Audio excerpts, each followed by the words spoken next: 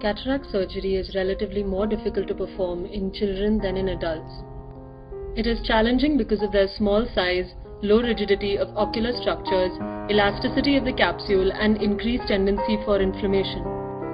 Zonular compromise, if present, further complicates every step of cataract surgery and poses a serious challenge in terms of safety and visual outcome. The adoption of new devices and techniques that minimize the stress on compromised zonules have gained acceptance over older approaches to extraction of subluxated lenses. Here we present two cases to help you grasp the nuances of pediatric subluxated cataract surgery. Our first patient was a young boy who presented with a traumatic cataract with 4 clock-hours of zonular dialysis. A left eye cataract surgery with the use of capsular fixation devices was planned. The surgeon was seated temporarily during this procedure. 2 side ports were made at 12 and 3 o'clock positions. The bag was stained with trypan blue prior to the initiation of the continuous curvilinear capsulorhexis. A superior clear corneal tunnel was made. However, as the cataract was intumescent, the rhexis threatened to run out. Intralenticular pressure was reduced by debulking the lens using an aspiration cannula. The rhexis was then completed with rhexis forceps, and the lens aspiration was done after that. A Hoffman pocket was made at 6 o'clock position. A straight needle with a 10-0 polypropylene suture was passed through the pocket into the space between the lens capsule and the iris in the area of zonular dialysis and pulled out of the main wound with microrhexis forceps.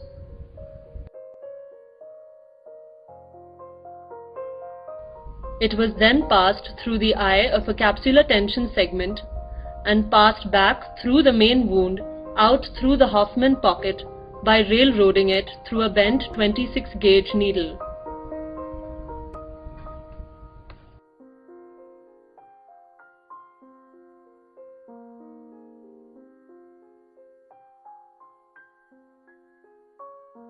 The capsular tension segment was then inserted through the main wound.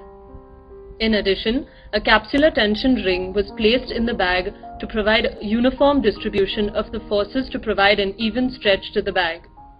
The capsular tension segment was guided into place and the 2 ends of the 10-0 polypropylene suture were pulled and knotted to provide adequate tension for centration of the capsular bag. A single-piece foldable hydrophobic intraocular lens was placed in the bag, following which viscoelastic was washed from the anterior chamber. The wounds were then hydrated and checked for any leak.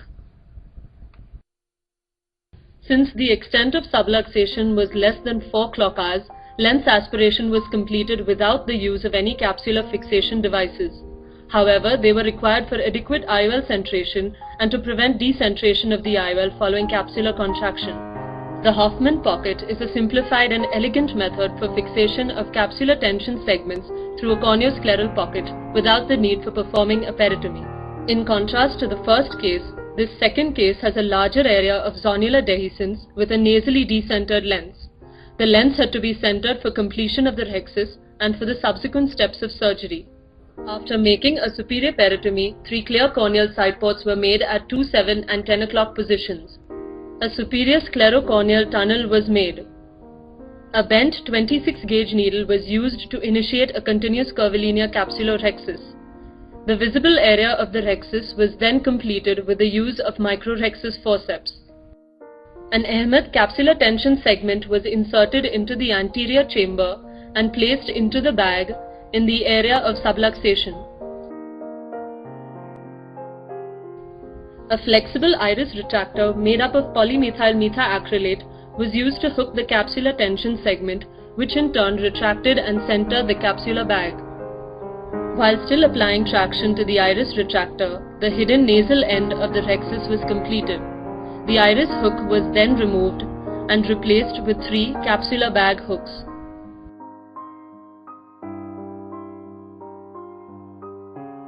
The lens aspiration was then completed, following which the capsular bag hooks and the CTS were removed. A 3 by 2 mm rectangular scleral flap was then made in the center of the area of zonular dialysis. A straight needle was passed 2 mm from the limbus in the area of zonular dialysis taking care to ensure that the needle passed between the iris and the anterior capsule without damaging the latter. It was then passed through the eye of the capsular tension segment. A 26-gauge hypodermic needle was then passed under the scleral flap through which the 10-0 needle was railroaded and brought out. The CTS was introduced into the eye. In addition, a CTR was placed in the bag.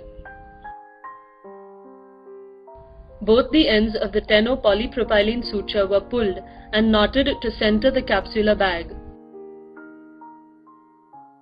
The two ends of the knot were hidden below the scleral flap. A 3-piece foldable hydrophobic intraocular lens was then placed into the capsular bag and rotated into place. Following this, the viscoelastic was washed off. A triamcinolone-assisted thora-anterior vitrectomy was performed. The wounds were hydrated and a single 10-0 nylon suture was used to secure the tunnel. 2 sutures were placed over the scleral flaps. The first challenge in this case was the extreme subluxation of the crystalline lens, which made rhexis completion difficult. The CTS came to our rescue, which can be placed atraumatically any time after the initiation of capsulorhexis. The second challenge was completion of lens aspiration in the presence of severe subluxation. Use of the CTS provided bag centration without violating the bag integrity, which ultimately helped in the proper centration of the intraocular lens. Therefore, the do's and don'ts of pediatric subluxated cataracts to simplify the surgery would be: incisions should be preferably away from the area of zonular weakness. Use high molecular weight viscoelastics.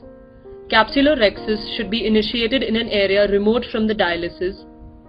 Capsulorhexis may be performed with either forceps or the cystatum and should be made off-center in relation to the lens and not the pupil, and that the CTS is a useful tool which can be used at any step during lens aspiration after initiating the capsulorhexis.